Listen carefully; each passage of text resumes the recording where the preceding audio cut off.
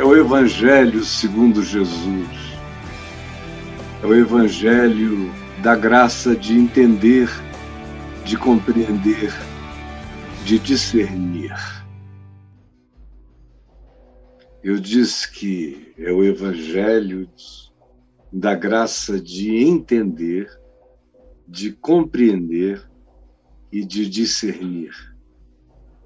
E tem gente que aparentemente não dá a menor importância para uma afirmação como esta que eu acabei de fazer, que o que de fato nos dá imensa segurança para caminhar, para andar, para escolher, para ser, é a aceitação e a busca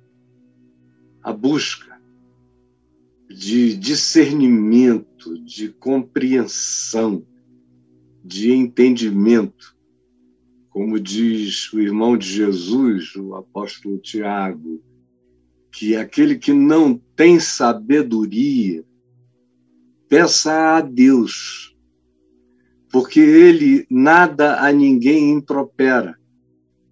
E aquele que pede com fé, receberá, e ele vai adiante para dizer que toda boa dádiva, todo dom perfeito vem do alto, descendo do Pai das luzes, em quem não pode haver nem mudança, nem sombra de variação. Assim como ele afirma, com toda a certeza, que se eu pedir sabedoria, eu receberei. Isso significa, ele também afirma, o apóstolo Tiago, que será uma sabedoria lá do alto, e não será como as sabedorias da terra, que são terrenas, são animais, no sentido de que são compulsivamente predatórias na sua necessidade de irem se apropriando de todos os territórios. Isso é ser animal. É por isso que a maioria dos humanos vivem com instinto mais animal do que com qualquer forma de compreensão superior. E diz também que esse tipo de sabedoria terrena é demoníaca. Ela tem uma inspiração perversa. E, contrariamente a isso, ele diz: mas recebereis a sabedoria lá do alto, que é primeiramente pura, que é cheia de misericórdia, cheia de compaixão, cheia de indulgência, de vontade de, ao invés de trazer o pior, tentar trazer alguma coisa que seja melhor. Isso é o que diz Tiago. E é por isso que, entre tantas outras coisas, eu afirmo o que eu acabei de afirmar. E o que eu quero falar hoje com você é o que vai aparecer como tema principal do que eu quero falar hoje. E olha só, eu quero falar sobre o seguinte: só consegue entender o tempo, a hora e a era quem consegue perdoar. Aí você diz: o que é isso? A gente está falando de sabedoria terrena ou sabedoria celeste? Você está dizendo que quem quer peça a Deus com fé, porque Ele concederá, mas diz que só consegue entender, discernir a era, discernir o tempo, discernir a hora, discernir o momento, discernir o instante e escolher com conhecimento com entendimento e com discernimento, aquele que é capaz, que consegue perdoar. Aí você diz o que tem o negócio a ver com as calças. Tudo. Eles não estão só próximos, mas são conectados. Se eu não perdoar, eu não conseguirei compreender nada segundo a sabedoria de Deus. Porque a sabedoria de Deus, primeiramente, é pura, é misericordiosa, é compassiva e é indulgente, é capaz de perdão. Então, só consegue adquirir sabedoria aquele que aprende a perdoar. E perdoar não é uma sentimentalização, não é uma emocionalização, não é uma romantização do problema, da relação complicada, complexa, ou estragada, ou viciada, ou já em estado de codependência enfermiça em todos os sentidos. Não. A gente perdoa até para ir embora, a gente perdoa até para se divorciar em paz, a gente perdoa para dizer adeus, a gente não perdoa só para acolher, para ter, para romantizar, para ficar. Frequentemente a gente perdoa para se despedir, porque perdão não é sentimento nem é emoção, é escolha, é decisão. Perdão é a manifestação de quem você é. Se você ama, você perdoa. Se o seu caráter é do Espírito Santo, se o seu caráter, que é o chão do ser, dá o fruto da árvore da vida, da árvore da seiva do Espírito Santo, e o fruto é amor, é alegria, é paz, é bondade, é benignidade, é fidelidade, é mansidão e é domínio próprio, se isso é o que está plantado e é o que define o chão do seu ser, na manifestação do seu caráter, então esse é o fruto que você dá, e a principal manifestação desse fruto é a capacidade de perdoar. Porque o perdão é a manifestação suprema da escolha do caráter por ser indulgente para com aquele que às vezes nos persegue, às vezes nos faz mal, ou aquele que a gente sabe que nos deseja o mal, ou mesmo aquele em relação a quem a gente tem um problema de desafinação total.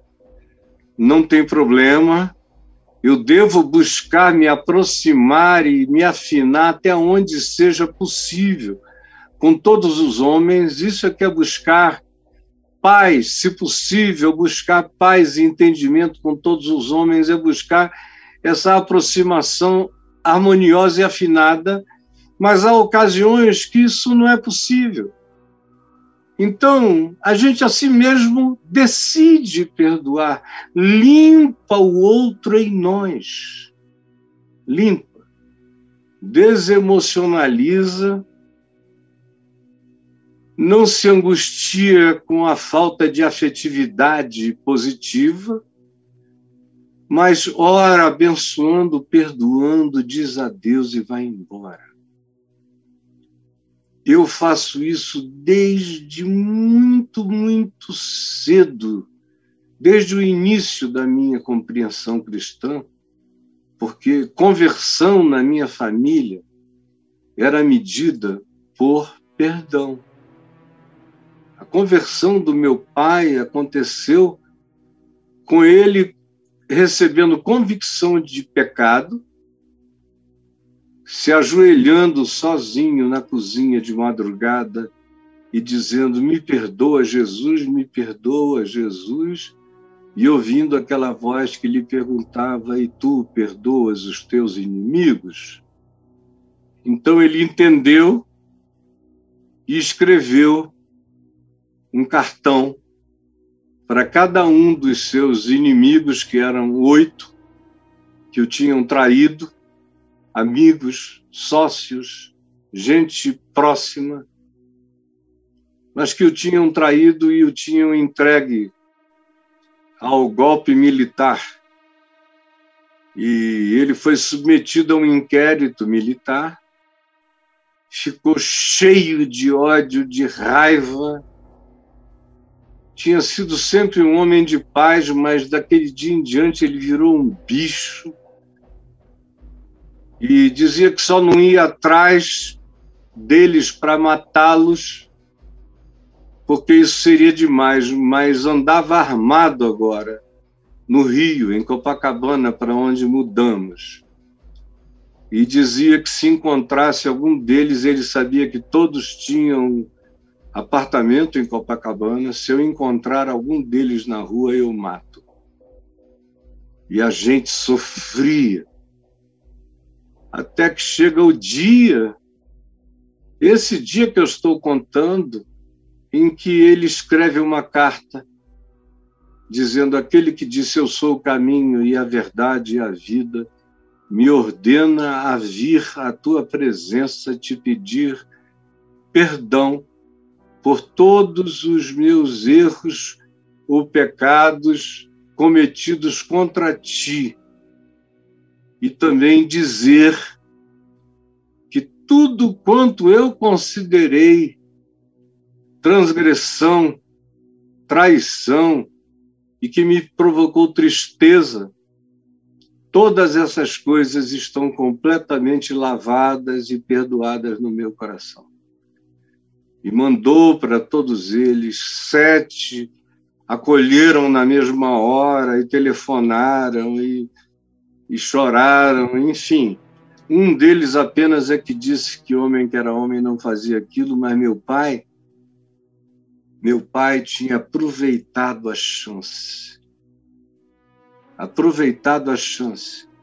Porque você preste atenção que nos versos que a gente lê aqui nessa sequência, as compreensões, Jesus começa a falar de vocês não entendem, vocês não compreendem, vocês não sabem diferenciar,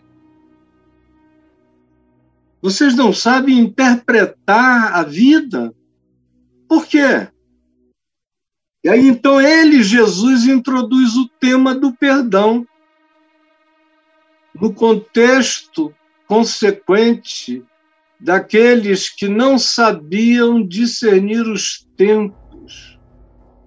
E Jesus está dizendo a eles que eles não conseguiam compreender o tempo e sinais daquela hora, daquela era, porque o coração deles não sabia perdoar.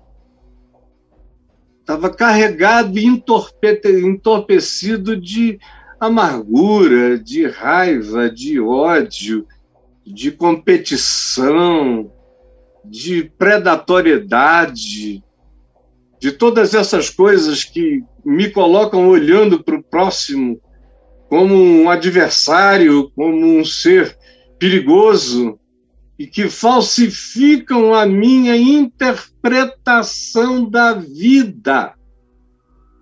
A minha interpretação da vida decorre da minha interpretação do meu próximo. Quem não ama gente também não ama a natureza. Quem não dá lugar à repetição científica, aquilo que acontece todo dia, em estações próprias, ou seja, é mensuravelmente estatístico. Jesus diz: se você não ama o seu próximo, estranhamente começa a haver um processo de apaixonamento pela sua própria ideia, que não tem necessariamente nenhuma isenção nem para observar os tempos. as nossas vaidades, os nossos caprichos, as nossas competições presentes em nós falsificam a nossa interpretação histórica, interpretação científica, interpretação sociológica, interpretação psicológica, interpretação relacional em todos os níveis, falsificam a minha interpretação da ciência, falsificam. Depende do modo como eu interpreto o próximo. O meu olhar vai ser bom, vai ser limpo, vai ser puro, vai ser misericordioso, vai ser proativo, vai ser indulgente ou não, ou será predador, animal e demoníaco. Não é à toa que nesse contexto de perguntas sobre discernimento, que começam aqui no verso 54, a gente encontre essa exortação de Jesus no verso 58, quando fores com o teu adversário ao magistrado, à hora da crise, do juízo, na vida, esforça-te para te livrares desse adversário enquanto tu estás com ele no caminho, enquanto tem chance, enquanto é dia, para que não suceda que ele te arraste. Chegue uma hora que não dê mais para retroceder e tu sejas arrastado ao juiz. O juiz te entregue ao meirinho. E o meirinho, o carrasco, com papel de oficial de justiça, te recolha à prisão. Digo que não sairás dali, dessa cadeia, desse cárcere, enquanto não pagares o último centavo. Vai ficar devendo para sempre, vai ficar aprisionado. E um dos aprisionamentos que isso gera é esse, da perda da compreensão, da capacidade de entender, de discernir, que não acontece enquanto eu não aprendo a perdoar. E aí eu sugiro a você que entre aqui no meu portal, caiofabio.net, e na lupinha você escreva o que é perdão, e você vai ver a quantidade de textos e de vídeos explicando, ensinando o que é perdão.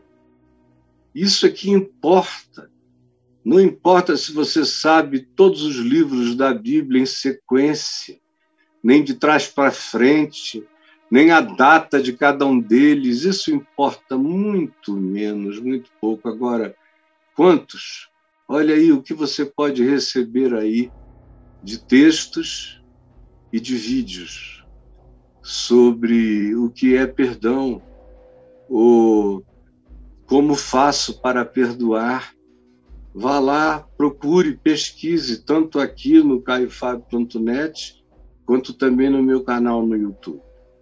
Agora, prosseguindo, eu quero dizer 3 coisas inevitáveis que acontecem quando o nosso olhar da vida não é precedido de amor, que ensina a gente a prioridade das reconciliações na existência, porque o bloqueio do próximo no meu coração é bloqueio na minha cognição.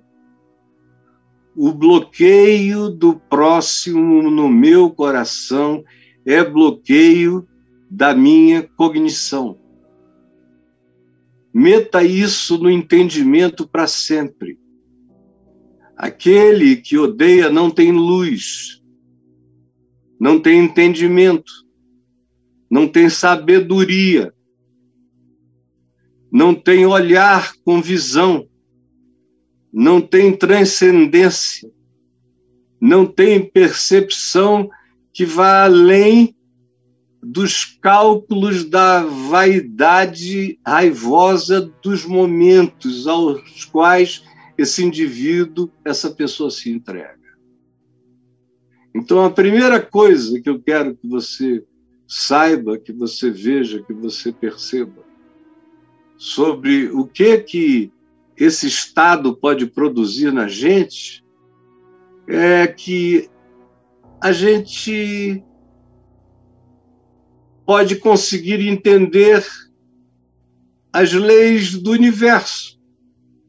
Pode ser até um bom matemático, um bom físico, um cientista em alguma área, porque a gente pode fazer ciência por amor ao saber, por amor à descoberta, por compulsões curiosas ou por grandes ambições honrosas de produzir bens, produzir cura, produzir melhorias de vida para a sociedade humana. Mas também, à medida em que você consegue essa funcionalidade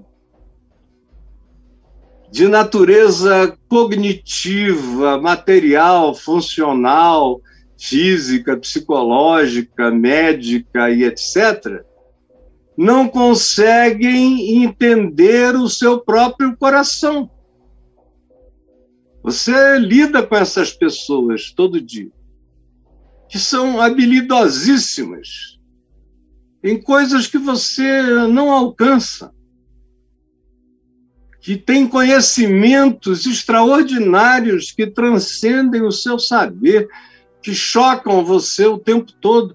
No entanto, são pessoas que não se compreendem, perdidas nas suas emoções, nas suas afetividades, misturadas, capazes de serem lineares nos seus raciocínios, nos seus diálogos, de serem profundas em algumas análises que façam no ambiente das ciências às quais se dedicam. E eles são tão melhores nas suas habilidades e nas suas competências, quanto menos humanas elas sejam. Porque quanto mais vinculadas ao ser humano essa competência pretender ser, mais o indivíduo vai ter dificuldade, porque como eu vou entender você, ou ajudar você, se eu não sei nem quem eu sou?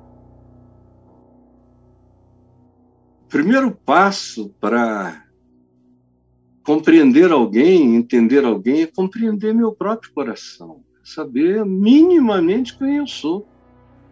E tanto mais quanto eu consiga discernir quem eu sou, mais eu consigo compreender, especialmente compreender o meu próximo.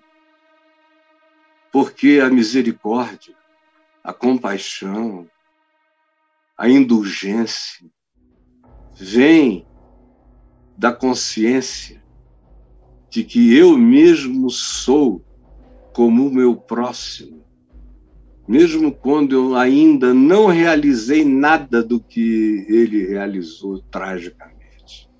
Mas eu tenho esse poder. Eu posso, eu sei. Eu não tenho ilusões a meu respeito. Eu sei que as coisas boas me habitam, o querer o bem está em mim, muitas vezes não o realizá-lo. Quantas vezes eu sou apanhado em algum pensamento ou reflexão completamente contraditório em relação ao eixo do meu coração. E não importa o quão maduro eu já seja, eu continuo capaz de erros e equívocos mesmo contra as coisas que eu mais sei. Por isso é que a minha melhor segurança é saber disso. Saber do que eu sou capaz é o que melhor me capacita a não fazer aquilo do que eu sou capaz. Guarde no coração. Saber do que eu sou capaz é o que mais me capacita a não fazer negativamente aquilo do que eu sei que sou capaz. É o que mais previne. Por isso é que a gente vê essas contradições o tempo todo. Tem gente que se pergunta, mas como é que o cara era médico e matou o filho, espancava crianças, lacerava corpinhos inocentes, o cara era médico. Meu Deus, e daí? Totalmente tomado por sentimentos animais, perversos, demoníacos, e achava que era esperto. Podia fazer o curso de medicina e, quem sabe, passar, mas não entende nada sobre o seu coração. Pode ser um economista extraordinário e ser um idiota relacional. Pode ser quem for, capaz de falar e fazer anjos se emocionarem, mas ser uma contradição ambulante em todas as suas relações e vínculos. E é por isso que, às vezes, pessoas louvadas do lado de fora não são sequer olhadas do lado de dentro, porque do lado de dentro estão os que o conhecem, e do lado de fora estão aqueles que aplaudem a projeção dele. Porque só existe sabedoria divina quando eu começo a entender meu coração a partir de quem eu mesmo sou. Aí todas as coisas, a partir da verdade do meu ser, começam a ser iluminadas, porque tudo que se manifesta vira luz. Isso está aí nesses versos 54 e 56, quando Jesus disse às multidões: quando vedes aparecer uma nuvem no poente, logo dizeis que vem a chuva, e assim acontece. Meteorologicamente perfeitos. E quando vedes soprar o vento sul, dizeis que haverá calor. Ele está soprando do deserto, do Negueb, do Sinai e daquelas regiões desérticas da depressão sírio-africana, vem quente de lá, quando é vento do sul. E assim acontece. Hipócritas, sabeis discernir o aspecto da terra e do céu, entretanto não sabeis discernir esta época, essa hora, o que está acontecendo. Vocês não se conhecem, por isso não conseguem perceber nada dessa hora. A segunda coisa que eu quero que você saiba é que é vontade de Jesus que todos nós tenhamos discernimento. Guarde isso. Parece simples, mas não é não. Tem gente que acha que discernimento é para alguns. Discernimento, segundo o Novo Testamento, segundo o apóstolo Tiago, é para todo aquele que quer, e que busca, e que pede a Deus. Eu me converti na maior doideira do século XX, numa loucura que eu não tenho mais nem paciência. Já estou velho demais para descrevê-la, de tão cansativa, suicida e horrorosa que foi a minha loucura, a minha angústia, o meu desespero. Aí, um milagre, 24 anos. Pá! E no dia seguinte eu estava confessando que Jesus era o meu Senhor e dizendo para um carinha lá que se ele decidisse não acreditar no que eu estava dizendo e insistisse no negócio que ele estava propondo, eu ia quebrar ele todinho em nome de Jesus. Estava assim, sem nenhum discernimento, mas com todo o desejo de ser servo de Deus. E aí meu pai disse, eu falei, eu quero não ser enganado. E o papai me disse, olha, o que você quer? Eu disse, eu não quero viver uma vida carnal, lasciva, porque as mulheres são o meu maior problema. Eu não quero viver sem discernimento, precisando ser levado para lá e para cá. E eu não quero viver andando para trás, eu quero tentar andar para frente sempre. O que eu faço? Aí o papai disse, leia os evangelhos, leia, deixe a palavra de Jesus e dos apóstolos entrarem na sua mente e jejue. E eu me entreguei à leitura da Bíblia, claro que eu lia muitos outros livros desde o início, mas a Bíblia, o Novo Testamento, eu comecei a tê-lo praticamente de cor. E quando eu era jovem, eu sabia a sequência de tudo onde cada coisa estava. Ele procura estar aqui no alto da página, capítulo tal, está ali nesse lugar. E acordava recitando cartas de Paulo nos meus sonhos. Acordava pregando e recitava salmos inteiros, porque eu estava cheio daquilo. E a oração que eu mais fazia, eu nunca pedi a Jesus para fazer de mim um curador, um operador de milagres. Nunca pedi. Eu pedi a Ele que me desse fé, que me desse discernimento e que me ajudasse a viver uma vida coerente com o amor dele em mim, que era em obediência simples ao Evangelho. Era em volta disso que eu orava e jejuava todos os dias.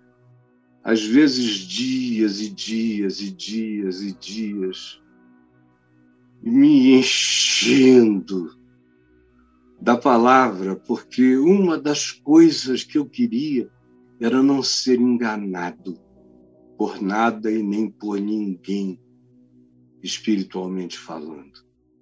Embarcar em nenhuma furada na vida.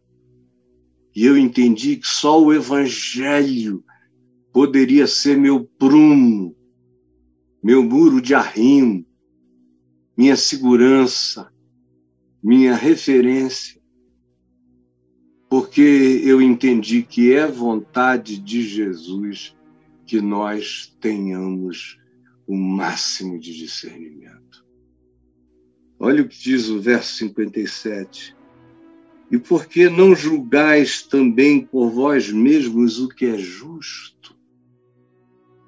Isso é maravilhoso, é uma pergunta extraordinária. E por que não julgais por vós mesmos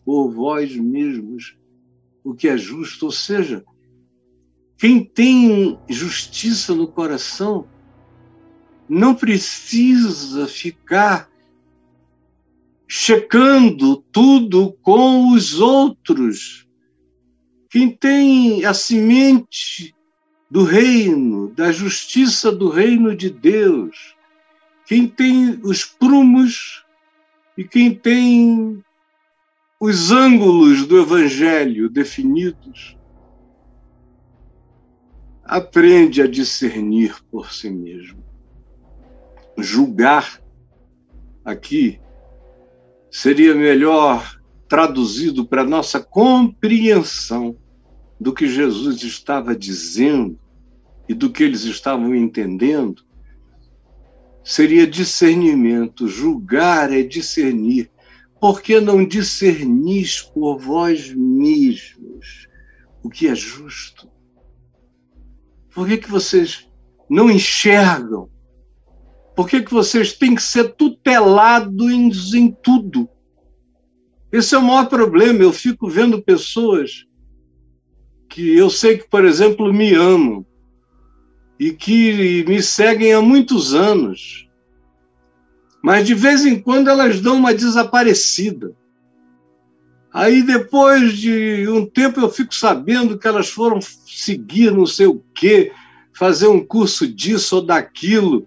Aí depois de um tempo elas começam a se dar mal, aí voltam caladas, eu nunca pergunto nada, mas estou sabendo, daqui a pouco é outra saída. E são essas pessoas sinuosas, serpenteantes, que nunca estão em linha reta. Nunca. E nunca crescem. Nunca se desenvolvem, nunca amadurecem. Nunca tem sequência de nada. A vida e a mente delas é toda fragmentada. Porque não há uma sequência de consciência fazendo escolhas crescentemente lúcidas. Saiba isso. É vontade de Jesus que você tenha discernimento. Para que você não seja enganado, para que você discirna os tempos. E a terceira e última coisa que eu quero falar agora aqui com você, porque eu já falei demais. Eu quero apresentar um exemplo do discernimento da hora, conforme o olhar de Jesus. Apresentar para você um exemplo do discernimento do tempo, da hora, do momento, conforme o padrão do olhar de Jesus.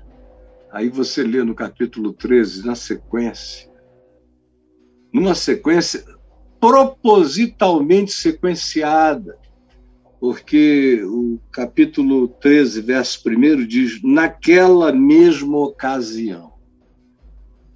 Ou seja, sugerindo completamente que o que será dito ilustra o que Jesus vinha explicando sobre discernir, sobre compreender, sobre aprender, sobre a sabedoria lá do alto e não dessa terrena animal e demoníaca.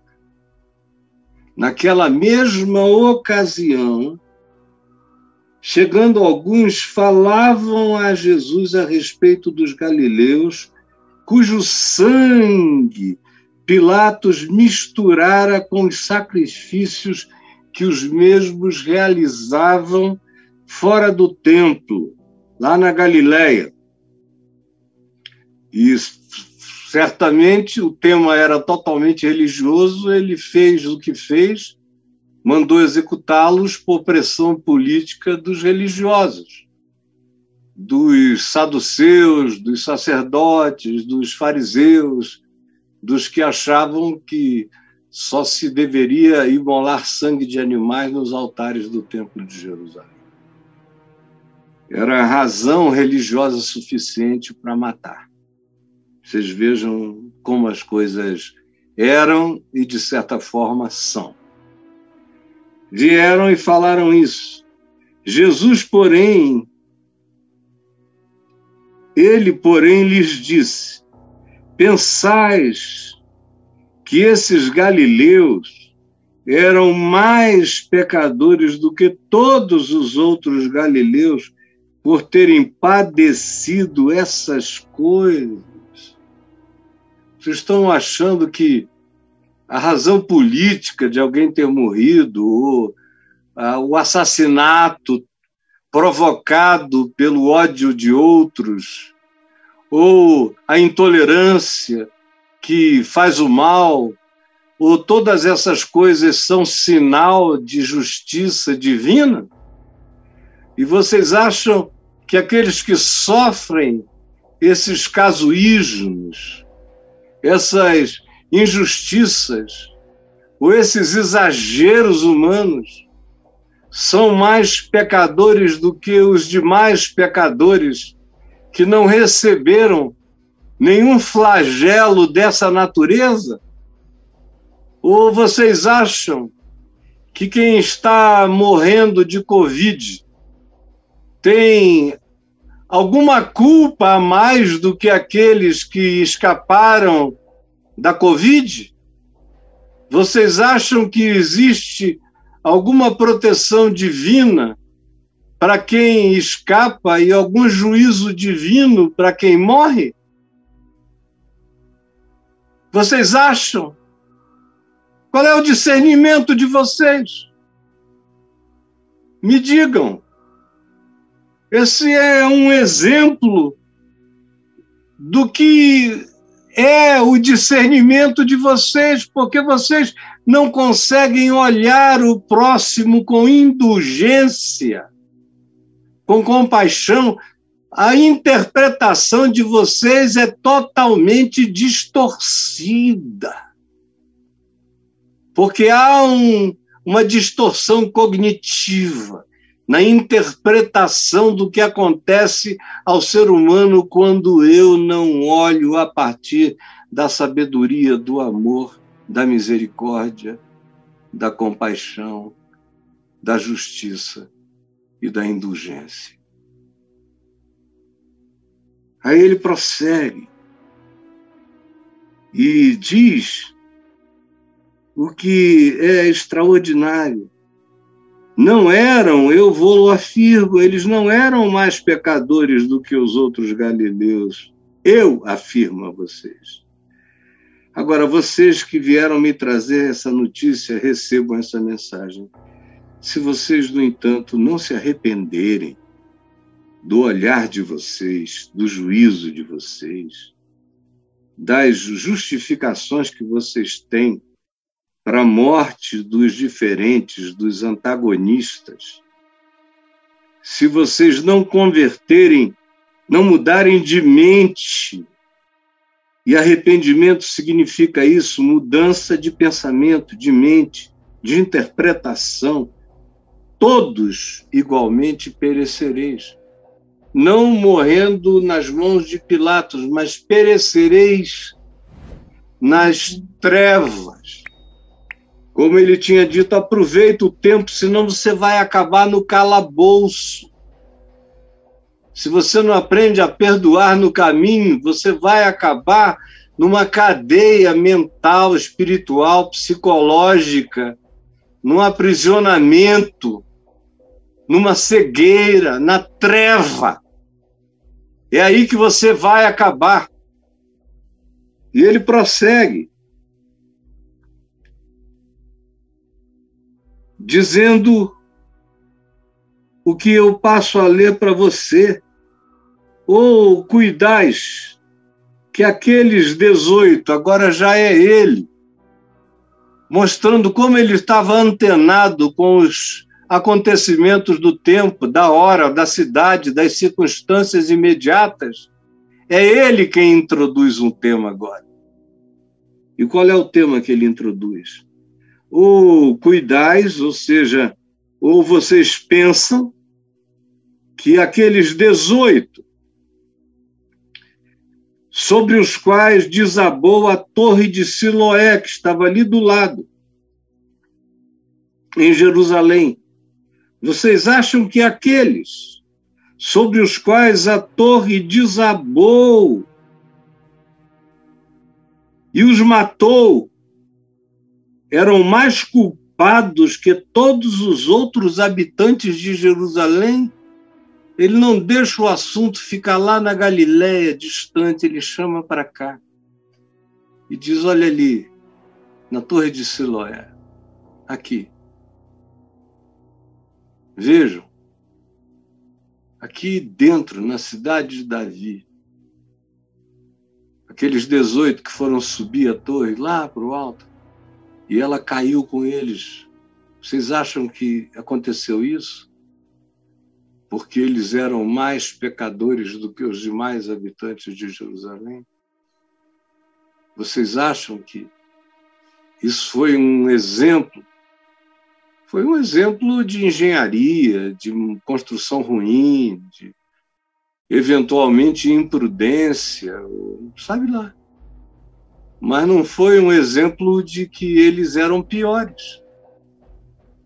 Ou vocês pensam que aqueles sobre os quais desabou a torre de Siloé eram mais pecadores, mais culpados do que os demais habitantes de Jerusalém? E ele responde: não eram, eu vou-lo afirmo. Eu digo, mas digo que vocês todos que têm esse tipo de olhar, que ficam separando joio e trigo, que ficam achando que calamidade é sinônimo de pecaminosidade, de algum karma que o cara cumpre, que tem um juízo embutido, inerente, intrínseco aos acasos da vida, aos acidentes, aos fenômenos físicos da existência ou fenômenos de qualquer natureza. Vocês acham que eles carregam uma mensagem de juízo para quem os prova? Em verdade, eu vos digo que não, eles não eram mais culpados do que os demais habitantes de Jerusalém, que voltaram para casa e dormiram tranquilos, estão dormindo até hoje. Porque Jesus quer que a gente entenda o tipo de discernimento da hora, da ocasião, do coração, do momento que a gente tem que aprender a ter, segundo Jesus. Não julgar segundo as aparências, nem segundo as tragédias, nem segundo as doenças, nem segundo os acidentes, nem segundo as calamidades. Ou vocês pensam que uma família que perdeu 6 pessoas, sobrando somente um, na pandemia da Covid, era uma família mais pecadora do que a sua, onde ninguém pegou Covid? Você acha que existe alguma coisa melhor? Você acha que existe um poder adicional em você? Ou em todo aquele que carrega essa proteção divina e sublime, e, ao contrário, todo aquele que, porventura, padeça desses males, é um ser sobre quem o decreto de algum juízo ou sentença foi liberado para acontecer? É a pergunta de Jesus, dizendo: quem tem essa interpretação não tem nenhuma sabedoria divina, é cego, não tem discernimento em si mesmo, pode compreender a física mais profunda e não conseguir se compreender, nem discernir minimamente o coração da mulher, dos filhos, do próximo. Pode ser racista, pode ser preconceituoso, pode ser intolerante, pode ser perverso, genocida, pode ser um crente na eugenia, de que a gente tem mais é que eliminar quem não tem capacidade, embora seja um gênio,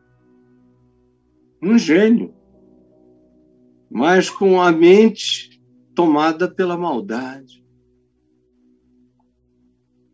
Tome cuidado com o seu olhar e em como você julga.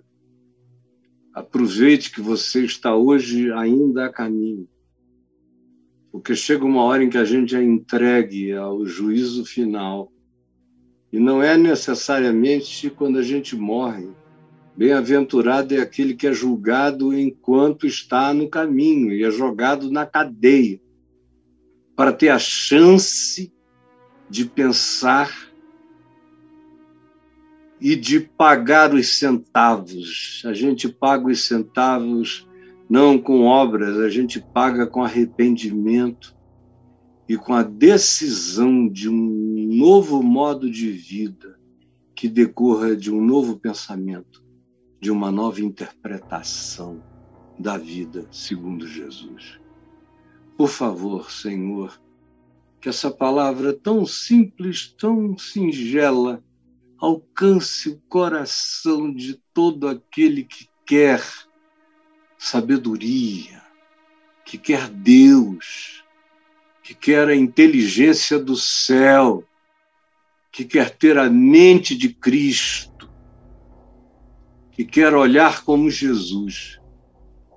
Ajuda todo esse que quer a crer, a perseverar, a buscar, a fazer o transplante do Evangelho para dentro da mente e coração.